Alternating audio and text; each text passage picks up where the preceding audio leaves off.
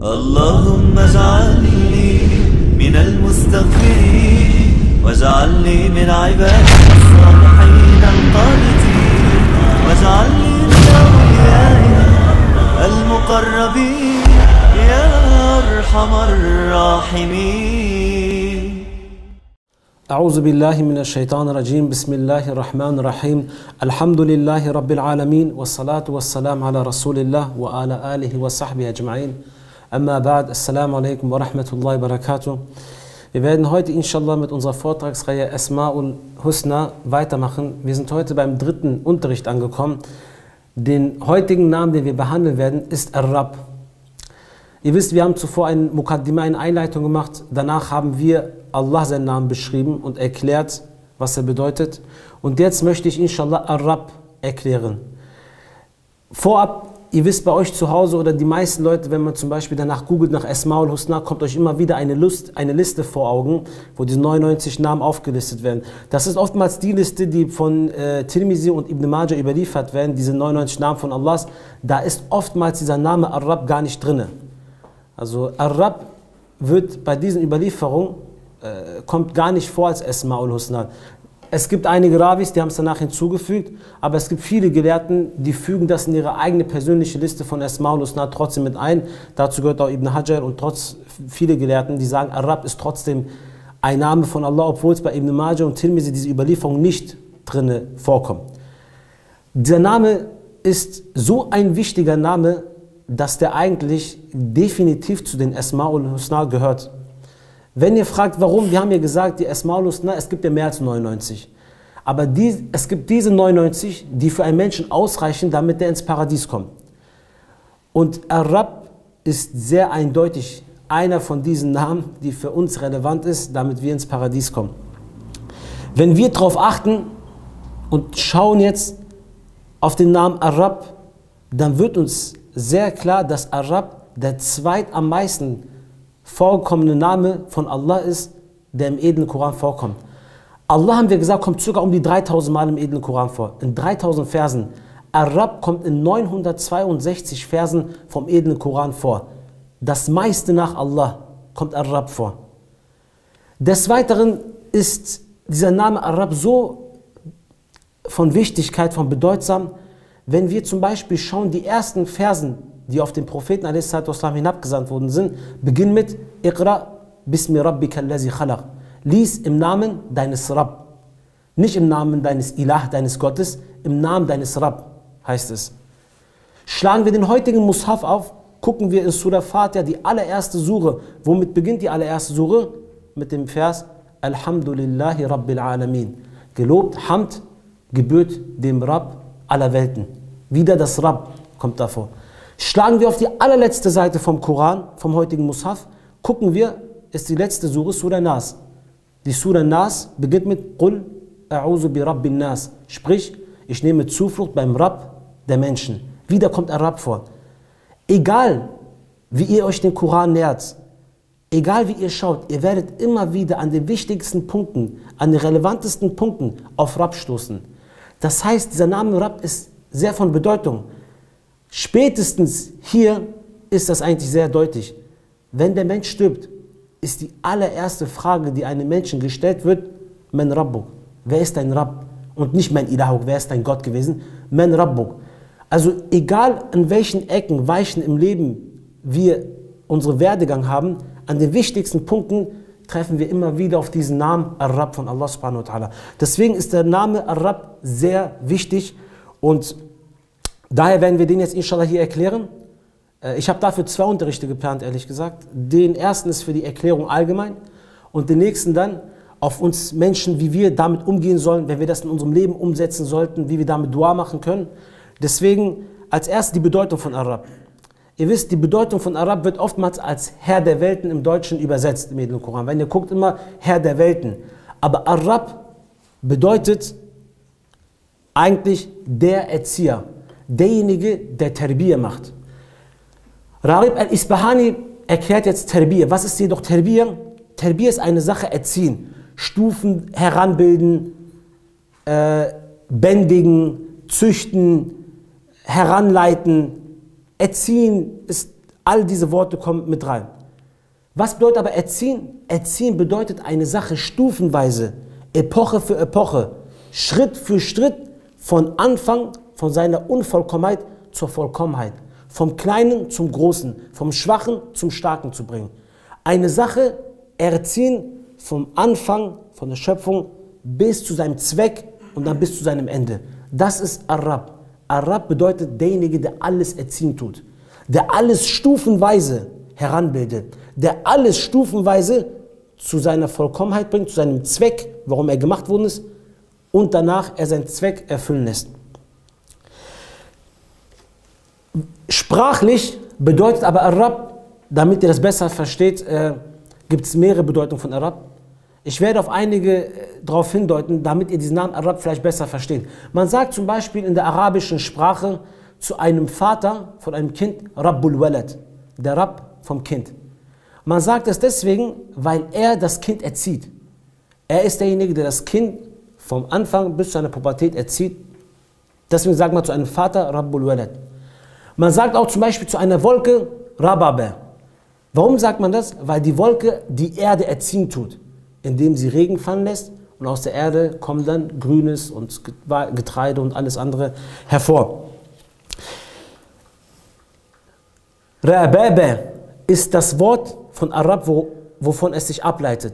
Rabb ist jedoch die Wortwurzel von Rababa. Okay, das ist die Wortwurzel davon. Das Mastar sagt man. Normalerweise bedeutet Rabb erziehen. Aber in diesem Fall immer wieder im Koran wird Rabb nicht als erziehen, sondern als der Erziehende, als ein Fa'il, als jemand, der etwas ausführt, beschrieben. Dies geschieht in der arabischen Sprache nur dann, wenn jemand seine Tätigkeit, seine Aufgabe, seine Arbeit so gut macht, dass man ihm seine Arbeit zuschreibt. Er tut eigentlich erziehen, aber man sagt nicht erziehen, der Erziehende, weil er macht seine Arbeit so präzise, so genau, so perfekt, so vollkommen, so intensiv, so genau, so einzigartig, dass es niemand anderen gibt, der wie Allah subhanahu wa ta'ala erziehen kann. Deswegen wird dieser Mastar, der eigentlich erziehen bedeutet, als Fa'il benutzt in der arabischen Sprache und man sagt, er ist der Erziehende. Des Weiteren, Ar-Ribba bedeutet jemand, der die Herrschaft hat und alles unter sich versammeln kann und alles unter sich versammeln wird. Daher können wir eigentlich feststellen, Ar-Rabb ist eigentlich Allah, der alles stufenweise erziehen tut, Schritt für Schritt. Alles, was ihr seht, hat er stufenweise erschaffen und er kann alles, obwohl er so vielfältig ist, ohne Probleme unter sich wieder auf einen Fleck versammeln. Und alles wird auf ihn gehorchen. Ich möchte, inshallah, jetzt weitere Bedeutung von Rabb sagen, was die Gelehrten aufzählen. Ich gehe nur kurz drauf rein, weil das kommt in vielen Büchern vor, dass viele Gelehrten zum Beispiel sagen, Ar-Rabb bedeutet ebenfalls Sayyid, Herr. Oder sagen, Rabb ist gleich auch Malik, der Besitzer. Die sagen, Ar-Rabb ist Ma'bud, der Anbetungswürdige. Die sagen, ist gleich dasselbe, das ist das Gleiche. Ja, stimmt auch, Ar-Rabb beinhaltet diese Bedeutung, aber es ist nicht einzig und allein. Es ist nicht so, dass man sagt, Ar-Rabb ist gleich auch der Besitzer. Ist nicht so. Warum?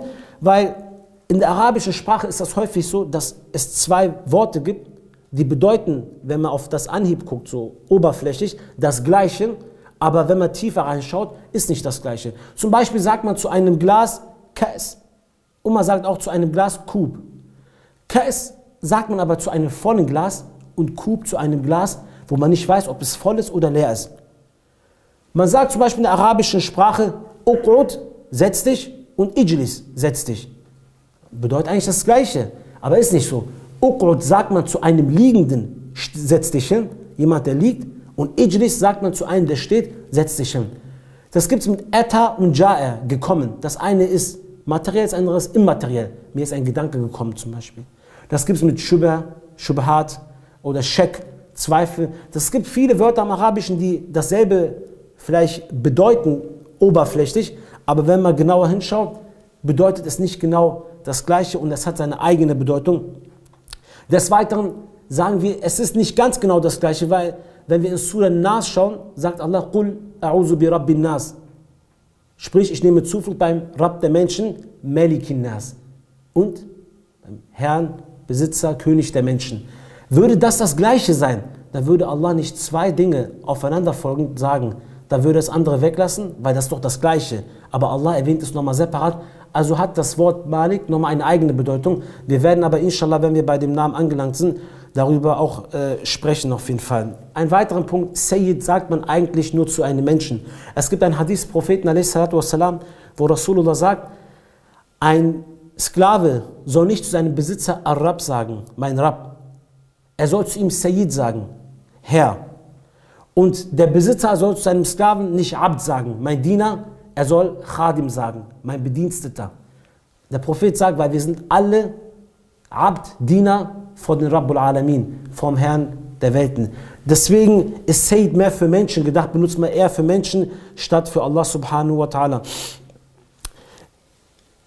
Das Tarbiyah von Allah, das Rububiyyat von Allah besteht aus sechs Pfeilen. Also in allen Dingen, die Allah Tarbiyah tut, findet ihr diese 6 Punkte. Das ist das Fundament von Allah, sein Rububiyyat. Das sind die Fundamente von Allah, seine Art von Tarbiyah, wie er die Dinge Tarbiyah macht. 6 Punkte sind es. Ich werde die euch aufzählen, ebenfalls mit einem Delil immer wieder aus dem Koran. Das erste ist, Allah ist derjenige, der alles stufenweise erschafft, der alles stufenweise Tarbiyah macht, Schritt für Schritt vom Anfang zu seiner Vollkommenheit bringt. Der erste Punkt, was das Fundament von seiner Tarbiyah, seiner Rububiyyat ist, dass er alles, was er stufenweise erschafft, stufenweise Tarbiyah macht, versorgt und die Bedürfnisse von ihm stillt. Also versorgen und die Bedürfnisse stillen, tut Allah subhanahu wa ta'ala. Allah sagt im edlen Koran, فَإِنَّهُمْ عَدُوٌ لِي إِلَّا رَبِّ الْعَالَمِينَ. Ihr seid alle meine Feinde, außer der Rabb der Welten, der Herr der Welten, der Erzieher der Welten. الَّذِي خَلَقَنِي فَهُوَ يَهْدِينَ. Er ist es, der mich erschaffen hat und mich danach zurechtgewiesen hat. وَالَّذِي هُوَ يُطْعِمُنِي وَيَسْقِينَ. Er ist es, der mir zu trinken und zu essen gab. وَإِذَا مَرِضْتُ فَهُوَ يَشْفِينَ. Und derjenige, dass wenn ich krank werde, er mich heilen tut. Guck mal, er ist das, der die Bedürfnisse der Menschen ebenfalls stillt. Allah hat uns Tarbiyah gemacht, er hat uns erschaffen. Guck mal, ich gebe euch ein Beispiel dafür. Wenn ihr als Säugling im Bauch einer Mutter seid, dann ist Allah dabei, euch zu erziehen, Tarbiyah zu machen, euch zu eurem Zweck zu erziehen, zu vollbringen. Selbst im Bauch der Mutter ist Allah der Versorger und stillt eure Bedürfnisse. Wie? Indem er euch eine Nabelschnur macht.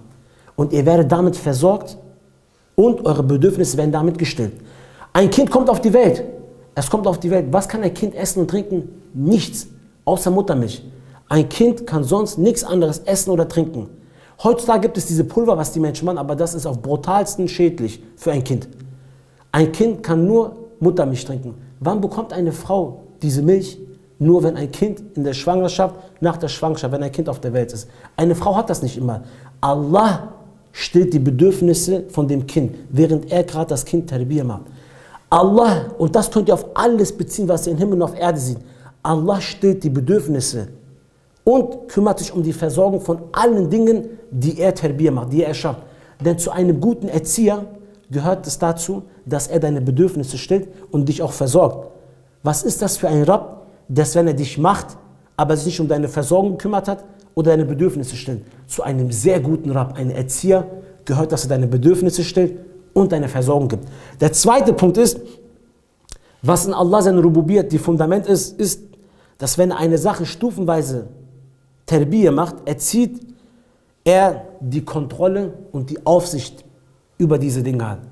Zu einem guten Rabb, einem guten Erzieher gehört es immer wieder, dass jemand, der Erzieher, sein Auge drauf hat, ein Ohr drauf hat, immer seine Aufsicht, seine Kontrolle, seinen Blick drauf hält. Dann läuft alles nach dem, wie du es möchtest. Allah sagt im edlen Koran, Ja ayyuhan nasu taqu rabbakum allazi khalaqakum min nafsin wahida.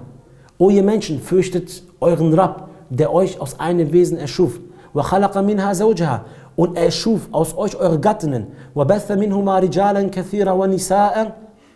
Und er ließ aus euch viele Männer und Frauen entstehen. Wattaqullaha allazi tasaaluna bihi wal arham. So fürchtet Allah, in dessen Namen ihr einander anfleht. Inna Allah kana alaykum raqiba. Denn Allah ist derjenige, der über euch wachen tut. Allah ist derjenige, der die Aufsicht über euch hat, der die Kontrolle über euch hat. Guck mal, jeder Mensch vertraut unbewusst auf Allah. Jeder Mensch vertraut unbewusst auf den Rabb. Jeden Morgen, wenn ihr aufsteht, wisst ihr, dass die Sonne gleich hochgeht. Ihr wisst es. Warum? Ihr wisst, dass die Sonne keinen anderen Weg einschlagen wird, außer eine Umlaufbahn. Warum? Weil Allah die Kontrolle drauf hat. Wenn ihr rausgeht, dann seid ihr sicher, dass Sauerstoff da ist. Warum? Weil ihr wisst, dass Allah die Kontrolle über die Pflanzen hat und diesen Sauerstoff erstellen. Wenn ihr in eurem Leben seid, dann ist jedem Menschen klar, ja Rabbi, ohne dich könnte ich nicht leben. Ohne dich könnte ich auf dieser Erde gar nicht stehen. Du hast die Sonne, alles für uns perfekt erschaffen. Und dies passiert die ganze Zeit immer noch. Es läuft nicht aus dem Ruder. Warum? Weil du die Kontrolle drüber hast. Du hast die Kontrolle über die Erde, dass die Erde uns zu essen gibt. Du hast über Regen, dass es regnet, weil wir sind darauf angewiesen. Über die Sonne hast du die Kontrolle. Weil wenn die Sonne weg wäre, wären wir erfroren hier auf diesem Planeten. Oh Allah, du hast die Kontrolle über allen Dingen. Aber oh Allah, habe die Kontrolle nicht über mich, wenn es darum geht, ob ich mein Geld verdienen soll auf Halal oder Haram. Oh Allah, du hast die Kontrolle über alle Dinge. Ja, das stimmt, es läuft auch einwandfrei und wir sind auch alle froh, dass das so ist.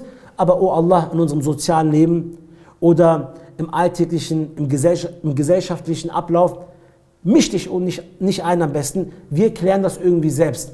Guck mal, der Mensch ist sehr, sehr frech gegenüber Allah. Der Mensch ist sehr frech gegenüber Allah. Trotz, dass der Mensch das sagt, er Allah in seinem Leben nicht akzeptiert oder nicht nach den Regeln von Allah lebt, entzieht Allah seine Rububiyat nicht von den Menschen. Er macht es trotzdem weiter. Er sagt nicht, ich werde euch dafür bestrafen und jetzt alle Dinge außer Kontrolle meine Rububiyat ziehen, macht Allah subhanahu wa ta'ala. Ja ayyuhan nas, ja ayyuhan insan, o du Mensch, ma gharraka bi rabbika al-karim. Was hat dich gegenüber deinem Rabb? Merkt, also ich lese nur Verse, wo Rabb vorkommt. Ma gharraka bi rabbika al-karim. Was hat dich gegenüber deinem edlen Rabb so hochmütig werden lassen? Was ist es, was dich so hochmütig, arrogant werden lässt? Wer bist du? Was bist du? Was glaubst du, was du bist? Was glaubst du, was du machen kannst? Nichts. Alles geschieht nur, weil Allah es akzeptiert. Wer bist du? Deswegen ist der zweite Punkt seiner Rububiyat die Aufsicht und die Kontrolle, die er über alle Dinge hat, die er erziehen tut.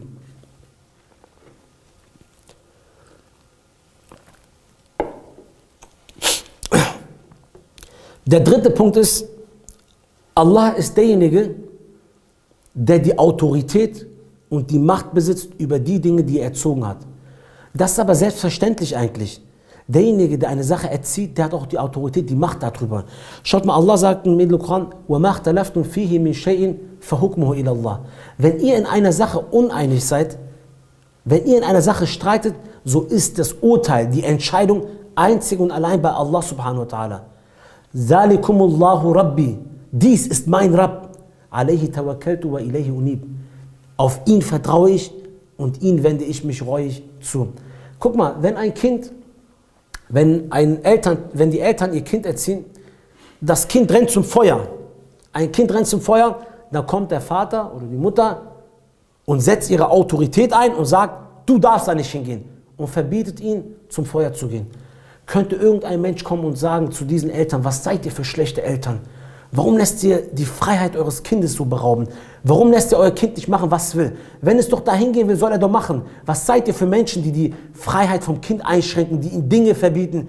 Würde irgendein Mensch kommen und das sagen, was würdet ihr zu ihm sagen? Der ist nicht normal im Kopf. Jemand, der sowas zu einem Elternteil sagt, während sein Kind zum Feuer rennt, er ihn davon, von seiner Autorität Gebrauch macht und ihn davon stoppt, da würde keiner sagen, der hat sie nicht mehr alle. Allah subhanahu wa ta'ala hat die Macht über uns. Er sagt zu uns, tut das nicht, macht das. Er befiehlt uns und verbietet uns Dinge. Er hat das Recht, das zu machen. Er hat auch die Macht dazu, das zu machen. Und er hat die Macht, uns auch eines Tages zu bestrafen. Und keiner kann davon reden. Deswegen kann keiner kommen und sagen, warum ist das im Islam so, warum ist das verboten, warum ist das so, warum darf man das nicht so. Das ist Allah. Keiner hat das Recht, überhaupt das in Frage zu stellen. Genau wie keiner das Recht hat, einen Elternteil in Frage zu stellen, wenn er sein Kind verbietet, das Feuer anzufassen. Keiner hat das Recht, weil Allah will nicht, dass wir auf die Hölle zurennen. Der vierte Punkt von seinem Fundament, seiner Rububiyat, ist, dass er ein Anrecht hat auf das, was er erzieht. Auf das, was man Tarbiyah macht, hat man ein Anrecht. Das Ding ist aber, umso größer die Erziehung, desto mehr Recht hast du. Ist doch so. Wenn du jemanden auf der Straße findest, lässt ihn bei dir leben, gibst ihm Essen, Trinken und erziehst ihn, dann hast du ein Recht über ihn. Was, wenn du ihn aber auf die beste Art erziehst? Du gibst ihm mehr, als er nur benötigt. Du versuchst ihm das Beste zu geben und gibst ihm alles, legst ihm alles zu Füßen, dann hast du ein größeres Recht. Umso größer die Erziehung, desto mehr Anrecht hast du. Guck mal, Allah subhanahu wa ta'ala sagt im Koran, فَأَمَّا الْإِنسَانُ إِذَا مَا ابْتَلَاهُ رَبُّهُ فَأَكْرَمَهُ وَنَعَمَهُ فَيَقُولُ رَبِّ أَكْرَمَنِ. Wenn dein Rabb den Menschen erzieht, aber wenn der Rabb den Menschen prüft und ihn eine Wohltat erweist, eine Barmherzigkeit ihm gibt, seine Rahma ihm gibt, so sagt er, mein Rabb hat mich gewürdigt. وَأَمَّا إِذَا مَا ابْتَلَاهُ فَقَدَرَ عَلَيْهِ رِزْقَهُ فَيَقُولُ رَبِّ أَحَانًا.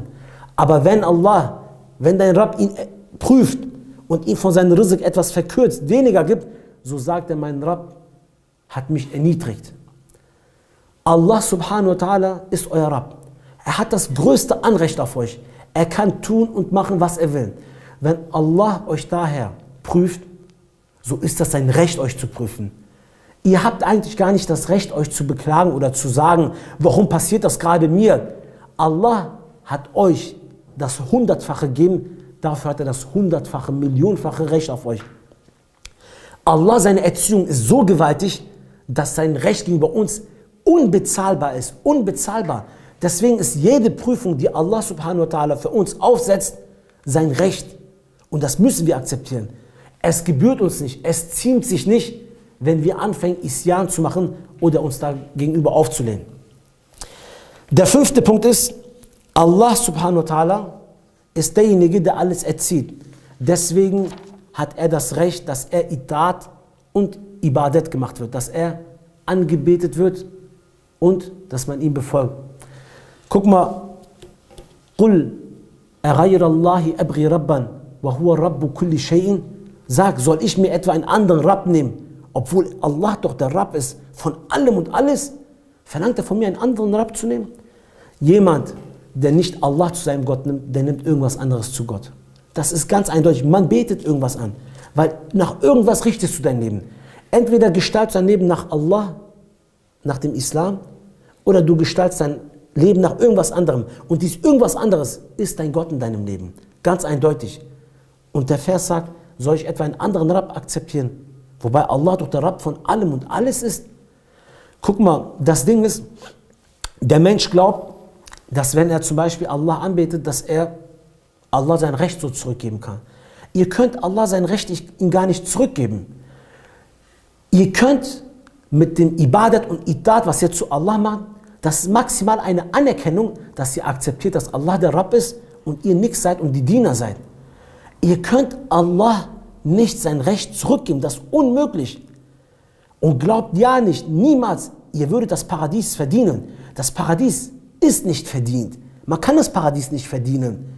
Das Paradies ist eine Rahmat und ein Geschenk von Allah. Aber es ist nicht verdient. Verdient ist, du machst was und es ist danach dein Recht. Du hast das Recht drauf. Du hast den Anspruch drauf. Wir verdienen das Paradies nicht. Kein Mensch der Welt kann das Paradies verdienen. Solltet ihr 3 Milliarden Jahre auf dieser Erde verweilen und jeden Tag nur in Ibadat verbringen, verdient ihr das Paradies nicht. Man kann das nicht verdienen. Es ist zu gewaltig. Es ist zu groß. Es ist zu wertvoll. Ihr könnt es nicht verdienen. Es ist nur eine Rahma und ein Geschenk von Allah, wenn ihr in Ibadat und Itat macht, was er sowieso das Recht drauf hat. Oder glaubt ihr, man kann Schulden mit Schulden begleichen? Wenn ihr Allah sein Recht zurückgeben wollt, das geht. Dann müsst ihr aber euch auf eine Welt begeben, die er nicht gemacht hat.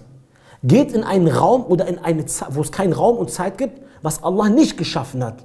Aber vergiss nicht, das gibt es leider nicht. Leider, hascha, also es gibt es einfach nicht. Weil Allah ist Rabbul Alamin, der Herr aller Welten. Alle Welten, die euch in den Kopf kommen. Er ist der Rabb, der Erzieher von allen. Er ist der Entwickler, der Herrscher, der alles erschaffen hat. Stufenweise von allen Welten, die ihr kennt und nicht kennt. Die verborgen sind, die offen sind. Dinge, die ihr noch nie gesehen habt, noch nie so weit denken könnt. Er ist von allen Welten der Rabb. Also könnt ihr nicht eine Welt oder eine Zeit finden, die nicht Allah gehört, weil er ist der Rabb von allem. Sucht einen anderen Körper. Selbst euer Körper, mit dem ihr Ibadat macht, ist von ihm ausgestellt. Eure Seele, die ihr benutzt, ist von ihm ausgestellt. Was habt ihr? Was habt ihr? Ihr begleicht Schulden mit Schulden. Wenn ihr Ibadat macht, braucht ihr Luft. Die Luft ist doch von Allah produziert. Die ist doch von den Pflanzen, die Allah dienen, die Allah unterworfen sind und das produzieren. Wie? Wie wollt ihr etwas zurückzahlen? Schulden mit Schulden begleichen funktioniert nicht. Ihr könnt daher Allah sein Recht ihnen niemals geben. Aber ihr müsst ihn Itat und Ibadat machen. Das ist das Mindeste, was ihr machen könnt. Und daraufhin schenkt er euch das Paradies noch. Wisst ihr, welcher Name von dieser Name Ar-Rabb von Allah, mit welchem Namen er im Koran in Verbindung kommt? Und das ist sehr stark zu berücksichtigen. Es ist kein Zufall, dass die Namen immer zusammenkommen. Also es gibt manche Namen, die kommen im Koran, nichts ist durch Zufall oder dass dieser Name mit dem Namen gerade in Kontakt kommt. Alles hat einen Grund.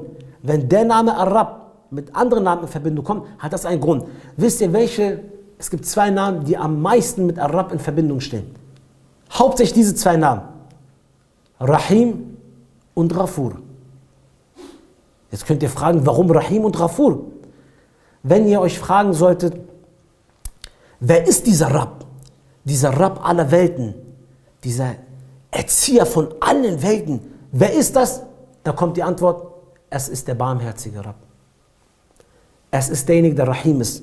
Allah sagt nämlich im Koran, Salamun qawla min Rabbir Rahim. Friede als Begrüßung vom barmherzigen Rabb. Er verbindet den Namen direkt damit, mit barmherzigen Rabb. Daher, wenn ihr fragt, wer dieser Erzieher ist von allem, Allah beschreibt sich gleich so und sagt, ich bin der Rahim, derjenige, der barmherzig ist. Alles entsteht nur, alles funktioniert nur, weil er barmherzig ist. Würde er der bestrafende Rabb sein oder der Rache ausübende Rabb sein, so würde er schon längst alles vernichten. Er würde alles vernichten, was es gibt, weil die Menschen sind auflehnerisch. Er würde alles vernichten, aber er ist geduldig. Warum? Weil er Rahim ist. Er ist der Barmherzige.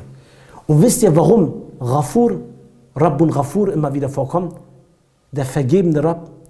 Weil, wenn man eine Sache erzieht, dann ist diese Sache mit Mängeln. Die ist ja nicht vollkommen. Daher erzieht man ja. Man erzieht eine Sache, die nicht vollständig ist, die nicht vollkommen ist. Und wenn man eine Sache erzieht, die nicht vollkommen ist, dann kann diese Sache, vor allem wenn es wie der Mensch ist, einen freien Willen hat und veranlagt ist, Fehler zu machen, ebenfalls Fehler machen wird. Und da kommt Allah ins Spiel und sagt, der Rabb, der barmherzig ist, in seiner Erziehung, ja, ihr werdet Fehler machen, ihr werdet vielleicht einige Dinge missachten oder dies machen, aber wisst eins, dieser Rabb, der auch euch erzogen hat, ist so einer, der Rahim und Ghafur ist, der euch alles vergibt, der euch alles vergeben kann. Deswegen ist die Basis von einem Menschen, der Unterricht gibt, ein Lehrer zu Schüler, sollte immer Rahim, barmherzig und vergebend sein, weil seine Schüler werden Fehler machen. Deswegen sind ja die Schüler da, deswegen sind wir hier, deswegen werden wir geprüft. Wir werden Fehler machen, damit sie aber alles sehr gut lernen, vergib ihnen. Gib ihnen nochmal eine Chance. Und das macht Allah tagtäglich, wenn ihr eure Augen öffnet, hat euch eine weitere Chance gegeben. Immer wieder, wenn ihr atmet und eure Augen öffnet, heißt das, Allah hat euch eine weitere Chance gegeben. Deswegen kommt der Name Rabb immer wieder mit Ghafur und Rahim vor, mit diesen zwei Namen. Allah subhanahu wa ta'ala als sechsten Punkt, was das Fundament von seinem Rububiyyat ist, von seiner Erziehung ist, dass er jedes Geschöpf, was er erzieht, alles eines Tages wieder versammeln wird. Er wird alles unter sich versammeln. Denn Allah sagt im Koran, ثُمَّ إِلَى رَبِّكُمْ مَرْجِعُكُمْ فَيُنَبِّئُكُمْ بِمَا كُنْتُمْ فِيهِ تَخْتَلِفُونَ. Danach wird euch allesamt versammeln und euch kundtun, worüber ihr uneinig wart. Also diese 6 Punkte sind die Fundamente von Allah sein Rububiyyat. Diese 6 Punkte sind es. Das heißt, er ist der Versorger und derjenige, der die Bedürfnisse stillt. Wenn er eine Sache stufenweise erschaffen tut, dann kümmert er sich um die Versorgung und um die Bedürfnisse. Er ist derjenige, der die Kontrolle drauf hat, die Aufsicht. Er hat einen Blick drauf. Drittens, er ist derjenige, der alles mit Autorität ausübt, der die Autorität drüber hat, der die Macht drüber hat. Er ist derjenige, der ein Recht, ein Anrecht auf seine komplette, was er Terbier gemacht hat, drauf hat. Also kann er machen, was er will damit. Er hat das Recht, Ibadat und Itaat gemacht zu werden. Und der letzte Punkt ist, er wird alles eines Tages wieder versammeln, um Rechenschaft von ihm zu verlangen. Jetzt eine Frage. Warum macht aber Allah Terbier? Warum erzieht Allah? Warum tut Allah das? Diese stufenweise erschaffen. Warum macht man das? Warum macht Allah das? Guck mal, ein Mensch, eine Mutter zum Beispiel, erzieht ein Kind. Warum erzieht er sein Kind? Weil er zum Beispiel, vielleicht wenn er groß wird, die Leute sagen sollen, er erzieht sein Kind gut, damit die Leute irgendwann sagen sollen, Mann, haben die Eltern ein gutes Kind, haben das Kind gut erzogen. Das Kind investiert in die Eltern investieren in das Kind, die Mutter, das Kind wird gut und die Leute bringen den Lob zu ihrer Mutter. Der Vater, warum erzieht der Vater? Um vielleicht seine Generation, seine Nachkommenschaft aufrechtzuerhalten. Er macht es und dann irgendwann sagen sie, er ist die Generation von dem und dem. Also alles geht wieder auf ihn zu hören. Ein Lehrer erzieht einen Schüler, warum? Weil es sein Job ist, damit er vielleicht danach vom Direktor sagen bekommt oder eine Medaille bekommt, du warst der beste Lehrer, du hast deine Arbeit gut gemacht. Also geht der Lob zurück zu ihm. Ein Babysitter erzieht ein Baby, ein Kind, warum? Weil es Geld kriegt. Also wird er, wenn es erzogen hat, Geld bekommen. Jeder, alles, was man erzieht, gibt dir eine Gegenleistung zurück. Alles. Alles, worin du investierst, Terbier machst, gibt dir eine Gegenleistung zurück. Peki, was ist die Gegenleistung, die wir Allah geben, während der uns alles Terbier macht und erschafft? Allah macht uns doch Terbier. Alles. Was ist die Gegenleistung von Allah? Was bekommt Allah dafür? Nichts. Wisst ihr warum? Weil er nichts benötigt. Allah braucht gar nichts. Nichts und niemanden braucht er. Er braucht einfach niemanden und gar nichts. Deswegen bekommt er keine Gegenleistung. Warum macht das dann Allah? Warum erzieht Allah? Weil er uns liebt. Das Wort ist Liebe. Allah sagte mir in dem Koran, وَاسْتَغْفِرُوا رَبَّكُمْ ثُمَّ تُوبُوا إِلَيْهِ. Bitte Allah um Vergebung, bitte Vergebung bei deinem Herrn und wende dich ihm reuig zu. Inna Rabbi Rahimun Wadud. Denn mein Rabb ist barmherzig und er ist der Liebevolle. Er ist derjenige, der uns liebt, der mich liebt. Allah, seine Erziehung, das Geheimnis von seiner Erziehung, wenn man fragt, warum macht er das dann, wenn er nichts dafür bekommt, ist einzig und allein, weil er uns liebt. Ist die Basis, ist die Liebe. Daher ist Allah der Rabb von allem, sowohl ob Muslim oder Kafir, ob ehrlich oder unehrlich, ob Dieb oder kein Dieb, ob Munafiq oder Sadiq. Er ist der Rabb von Gut und Schlecht, er ist der Rabb von allem. Er ist der Rabb von allem. Selbst Pharaon hat gesagt, Ana Rabbukumul A'la, ich bin euer größter Rabb. Trotzdem hat Allah ihn nicht aus seiner Rububiyat geschmissen, er war immer noch sein Rabb. Obwohl er das gesagt hat, war Allah immer noch der Rabb von Pharaon. Es hat nicht gereicht, dass Allah ihn danach weggeschmissen hat oder dass er nicht mehr sein Rabb war. Allah ist der Rabb, der Erzieher von allem und jedem. Das kann man nicht verleugnen, das kann man nicht abstreiten. Das ist einfach so. Aber er ist nicht der Ilah von jedem.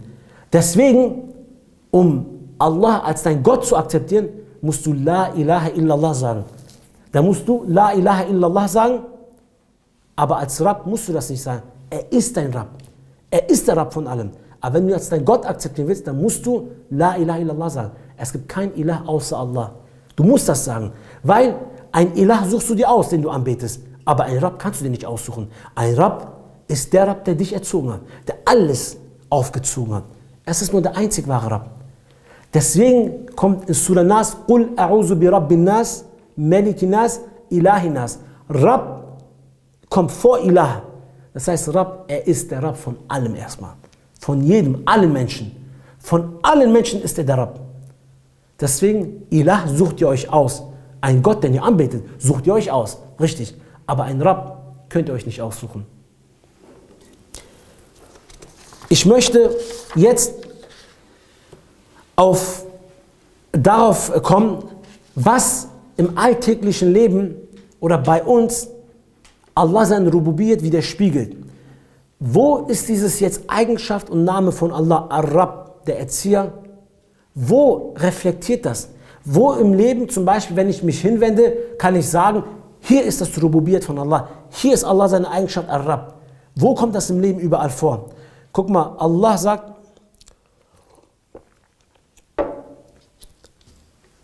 Rabbus Samawati wal Ardi wa ma bainahuma. Er ist der Rabb der Himmel und der Erde und alles, was dazwischen ist.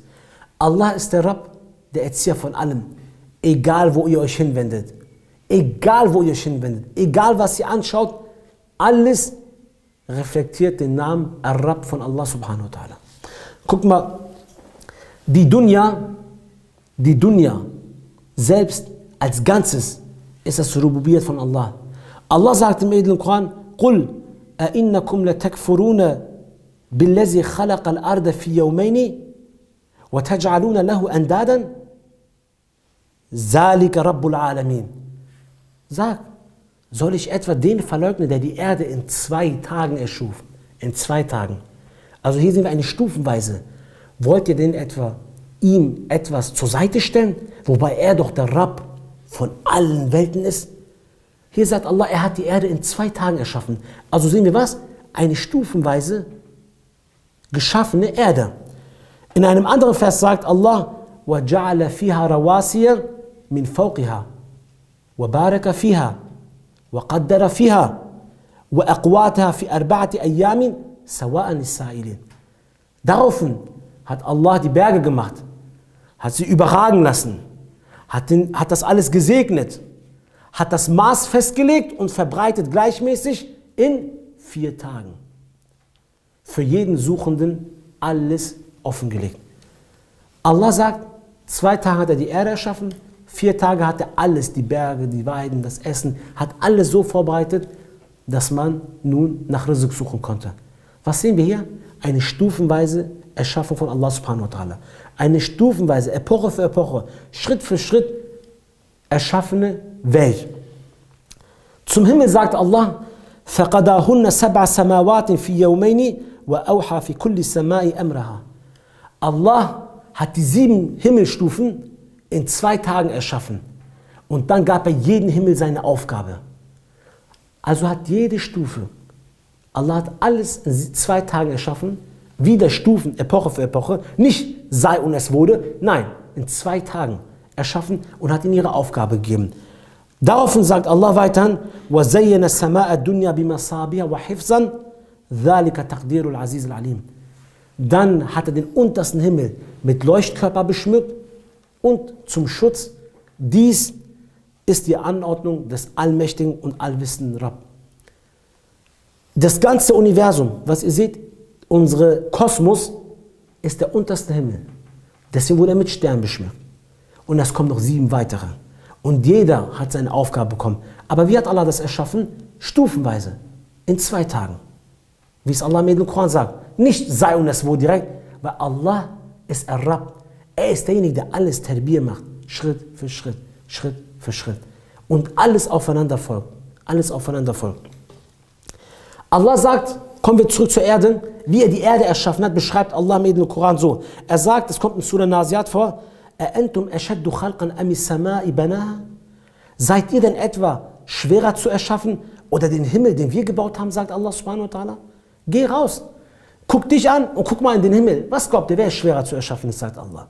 All diese Leuchtkörper, diese Größen, es gibt 400 Milliarden Sterne in unserer Galaxie, aber es gibt 400 Milliarden weitere Galaxien, die wiederum 400 Milliarden Sterne haben.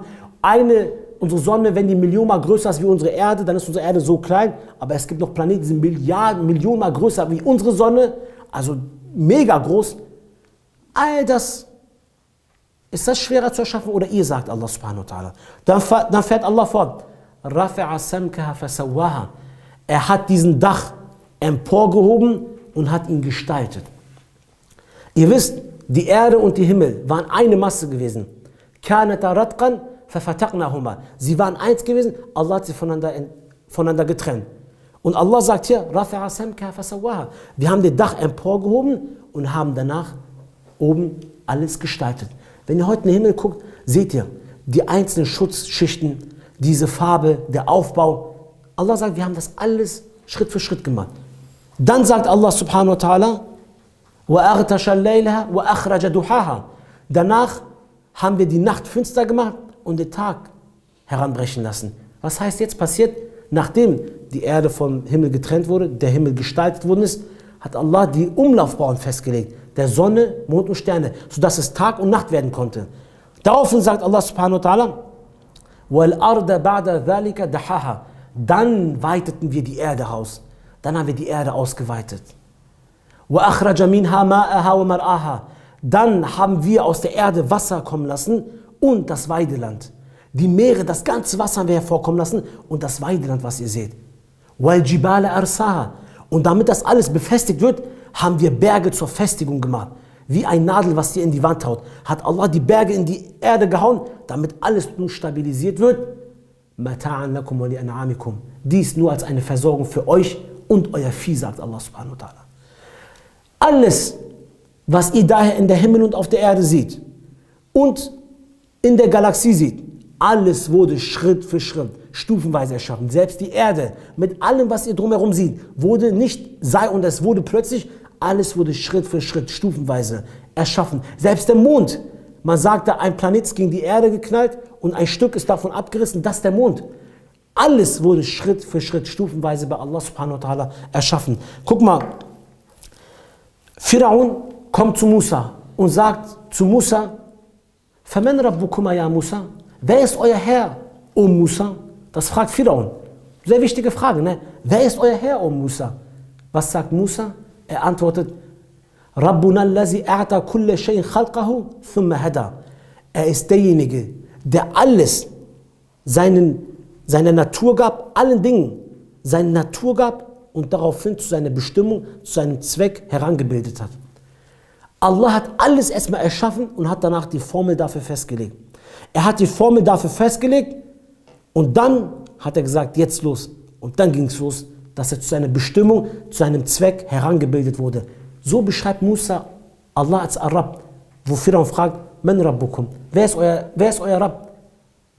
A'ta kulli shay'in khalqahu thumma hada. Der alles seine Natur gab, erschaffen hat, allen Dingen seine Natur gab und daraufhin zu seiner Bestimmung herangebildet hat. Das ist die Antwort von Musa. Jetzt gucken wir mal auf den Himmel. Wenn wir kurz mal auf den Himmel schauen, so seht ihr die Sonne. Die Sonne seht ihr. Allah sagt, وَالشَّمْسُ تَجْرِي لِمُسْتَقَرٍ لَهَا ذَلِكَ تَقْدِيرُ الْعَزِيزِ الْعَلِيمِ. Die Sonne eilt dem ihr festgesetzten Ziel hinterher. Und dies ist eine Bestimmung, eine Anordnung vom Erhabenen und Allwissenden. Guck mal die Sonne jetzt an. Die Sonne ist in seiner Umlaufbahn. Was glaubt ihr denn, wer das so bestimmt hat? Allah hat es erschaffen und danach zu seinem Bestimmungszweck erzogen. Ne? Was glaubt ihr, wenn die Sonne auf die Erde gekommen wäre? Warum ist dieser Mond, diese Sonne, nicht noch ein Stück näher an die Erde gekommen und dann erst hat die Erde sich um die Sonne gedreht? Warum ist er genau da stehen geblieben, genau in dieser Distanz, wo es genau Leben auf dieser Erde möglich ist? Warum ist die Sonne nicht ein bisschen weiter zum Stehen geblieben gekommen, wo die aufeinander kamen und dann hat sich erst die Erde um die Sonne gedreht? Warum? Warum kam sie genau zu dieser Linie, als wäre da eine Rille, die Sonne kam, bumm, und dann erst haben sie sich so gedreht. Und die bleiben die ganze Zeit in der Umlaufbahn. Warum passiert das? Einfach, weil Allah Ar-Rabb von der Sonne ist. Er ist Rabbul Alamin. Er ist der Erzieher. Er hat die Sonne erschaffen, erzogen, dass dieser Leuchtkörper seit Millionen von Jahren leuchtet und das Licht immer noch nicht, die Hitze immer noch nicht weggeht. Warum ist die Sonne nicht ein bisschen größer oder kleiner? Dann hätten wir alle Probleme auf der Erde. Sie hat die perfekte Größe, die perfekte Ausstrahlung, die perfekte Distanz. Wie kommt das? Weil Allah ist der Präzise, der Genaue, der perfekte Erzieher, der niemals einen Fehler macht, der alles perfekt berechnet, der weiß alles. Er hat es so perfekt erschaffen, dass die Sonne exakt sich genau in der Umlaufbahn und die Erde zu einer perfekten Distanz zueinander stehen. Warum? Er ist der Rabb. Er hat es erzogen und die Sonne zu ihrem Bestimmungszweck erzogen und hat gesagt, das ist deine Aufgabe und jetzt mach. Und die Sonne, haben wir gesagt, macht Allah Itat, Ibadat und hat sich ihm ergeben. Wal Qamara, was mit dem Mond? قَدَّرْنَاهُ مَنَازِلَ حَتَّى عَادَ كَالْعُرْجُونِ الْقَدِيمِ. Der Mond, für ihn haben wir bestimmte Orte, Stationen festgelegt, bis er wie ein Dattelrispenstiel wird. eine gelbe, alte, verbeugte Dattelrispenstiel ist. Das könnt ihr übrigens googeln, gebt mal Dattelrispenstiel ein mit Mond, da kommen die Wunder im Koran, warum diese Aussage genau benutzt wird, weil tatsächlich die Umlauf der Sonne, der Mond um die Erde ähnelt wirklich dieses Dattelrispenstiel von einem Dattelbaum. Da könnt ihr wirklich mal gucken. Aber worauf ich hinaus will, ist dieser Mond. Der Mond hat feste Stationen. Mal ist der Mond vor, mal hinter der Erde. Wenn der Mond nicht diese exakte, genaue Stellung hätte, dann würde die Erde sich in 10 Tagen um sich selbst drehen. Also Tag und Nacht wäre alles kaputt. Das Wasser im Erdkern, diese Beschaffenheit, würde vergehen. Anziehungskraft würde unterschiedlich sein. Der Mond ist ein wichtiges Element, damit Leben auf dieser Erde entstehen kann. Wie ist das passiert? Warum ist der Mond nicht kleiner, weiter, größer, wurde von der Sonne verstehen? Warum ist er diese Perfekte? Warum dreht er sich genau perfekt um die Erde? Genau wie wir es nötig haben müssen. In so einer Distanz, in so vielen Tagen. Es muss genau es ist genau exakt. Wisst ihr warum? Weil er der Rabb ist. Er ist der Erzieher des Mondes. Würde jemand anders so einen Mond erziehen, wäre es schon längst in Chaos gesunken. Aber er ist der Rabb davon. Allah sagt weiter, الشمس ينبغي لها أن تدرك القمر ولا الليل سابق النهار كل في فلك يسبحون, sagt Allah. Die Antwort, weder wird die Sonne den Mond einholen, noch versucht der Tag den Nacht einzuholen. Alles befindet sich auf seiner Umlaufbahn. Warum ist das so? Weil Allah der Erzieher ist. Allah hat seine Erziehung perfekt gemacht. Und deswegen läuft alles perfekt. Deswegen können wir auf alles vertrauen, dass alles genauso abläuft, wie es uns passt. Nicht, weil wir es bestimmt haben, weil es Allah bestimmt hat. Ich möchte auf die Erde zurückkommen, vom Universum wegkommen. Allah sagt, Inna Allah faliqul habbi wan nawa. Allah ist es, der den Kern und die Körner spaltet. Yukhrijul hayya minal mayyiti wa mukhrijul mayyita minal hayy. Zalikumullahu fa anna tufakun. Er lässt diesen Kern und Körner spalten und lässt das Lebendige aus dem Toten entstehen. Er lässt es keimen. Und er lässt das Tote aus dem Lebendigen entstehen. Dies ist Allah. Warum lässt ihr euch abwendig machen?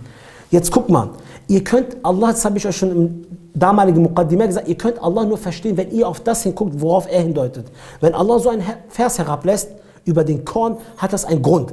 Jetzt guckt mal, wir können Allah wirklich nur seine Macht erkennen, wenn wir auf seine Schöpfung schauen. Ihr werdet weder Allah sehen.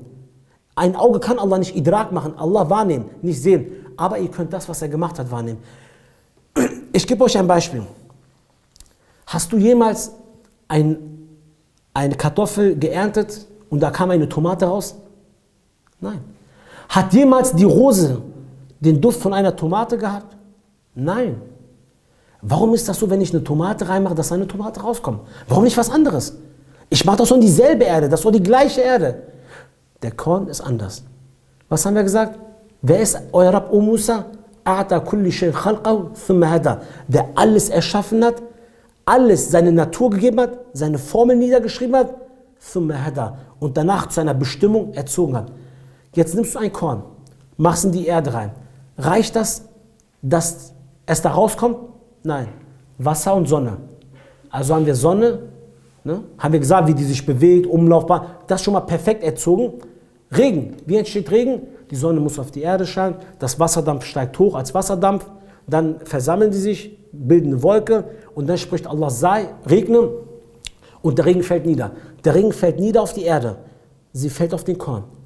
Allah macht was? Er spaltet das Korn, wie er gesagt hat, und er holt das Lebendige aus dem Toten heraus. Und dann lässt Allah die Wurzeln in die Erde erstmal festigen. Dann lässt er das Grüne rauskommen und langsam über die Erde hinausragen. Und dann wächst die. Wächst diese Pflanze immer höher, bis zu einer Blüte, bis zu einer Blume. Wie ist das entstanden? Stufenweise. Allah hat alles stufenweise erschaffen. Reicht das? Nein, das reicht nicht. Dann brauchen wir Sauerstoff, um zu leben. Ne? Ein Mensch gibt dir Kohlendioxid aus und die Pflanzen nehmen das auf und wandeln das in Sauerstoff um.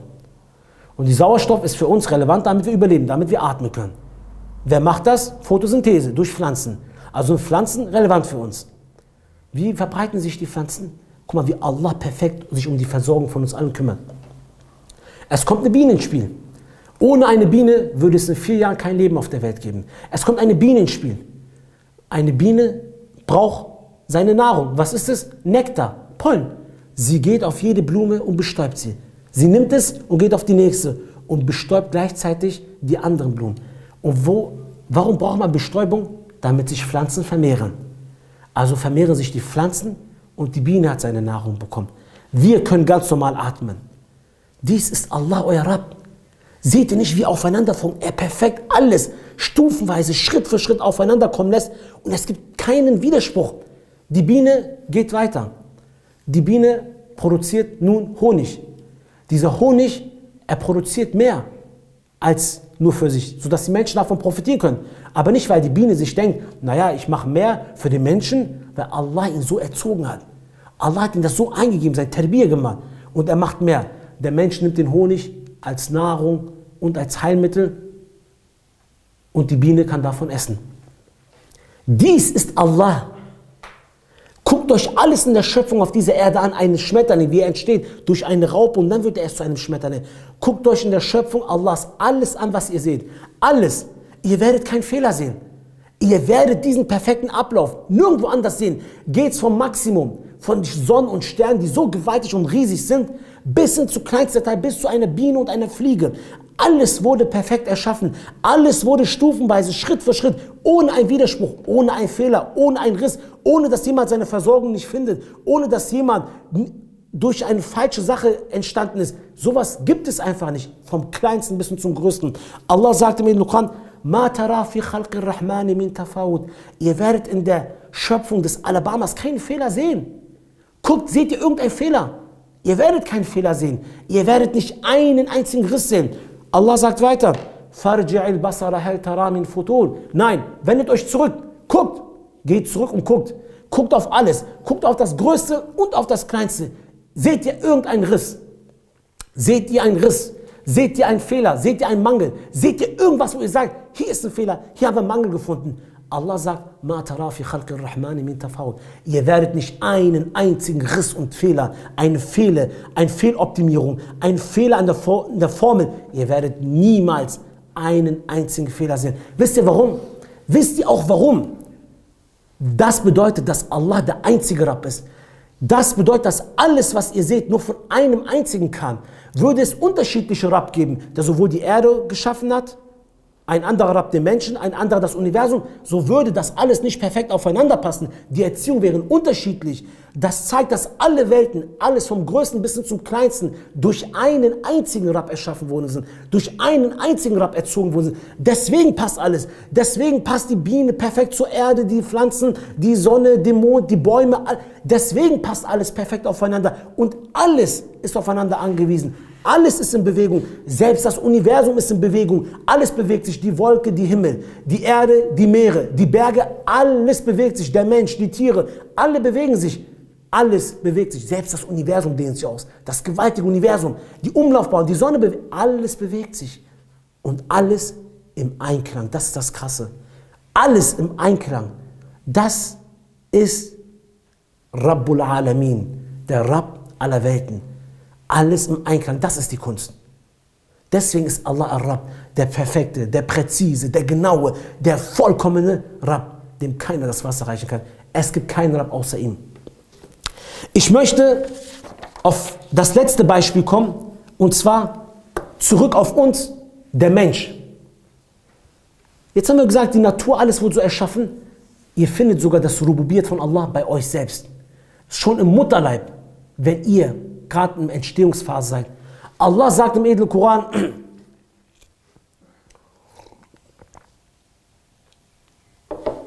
Allah sagt im edlen Koran, وَلَقَدْ خَلَقْنَا الْإِنسَانَ مِنْ سُلَالَةٍ مِنْ طِينٍ.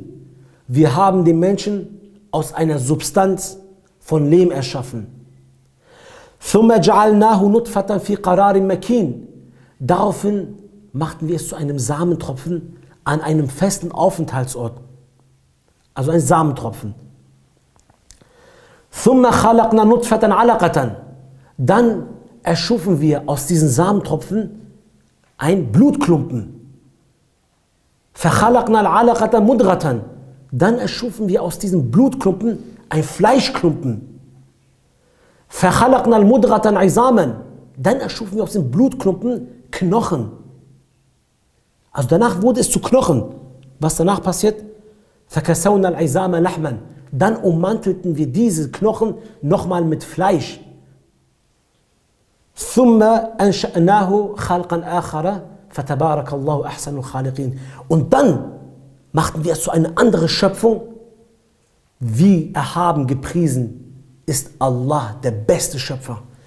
Selbst in eurem Mutterleib, von eurer Entstehung, ist alles stufenweise durch Allah seine Kontrolle entstanden. Durch einen Samentropfen, ein Blutklumpen, ein Fleischklumpen mit Knochen, dann wieder Fleischklumpen, dann zu einem Menschen geworden.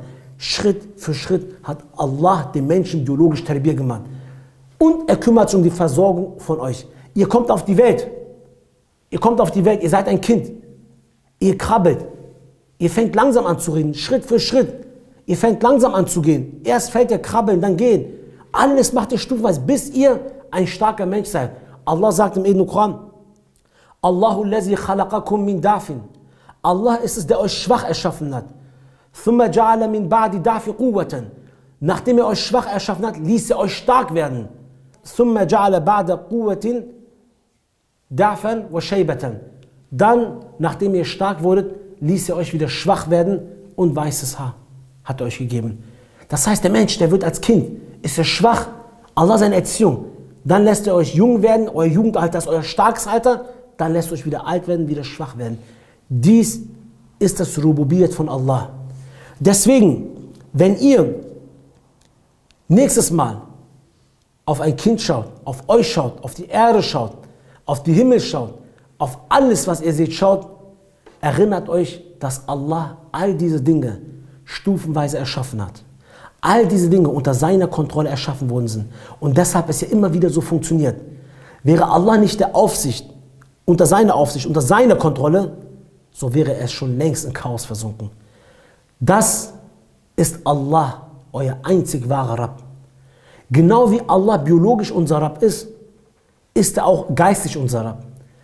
Dazu will ich inshallah im nächsten Unterricht darauf kommen, wie Allah uns im alltäglichen Leben jetzt erziehen tut, was der Tawhid damit zu tun hat, in der Rububiyyat von Allah, der Tawhid, und was der Schirk in der Rububiyyat ist, und danach anschließend, wie man Dua mit diesem Namen macht. Das war es jetzt erstmal von mir. Also der Herr Rabb ist ein sehr wichtiger Name, verinnerlicht den, und der zweite Teil, inshallah, machen wir noch, dann ist dieser Name beendet und wir machen inshallah weiter. Subhana rabbika rabbil izzati amma yasifun, wa salamun ala mursalin, wa akhiru da'wana, anil hamdulillahi rabbil alamin.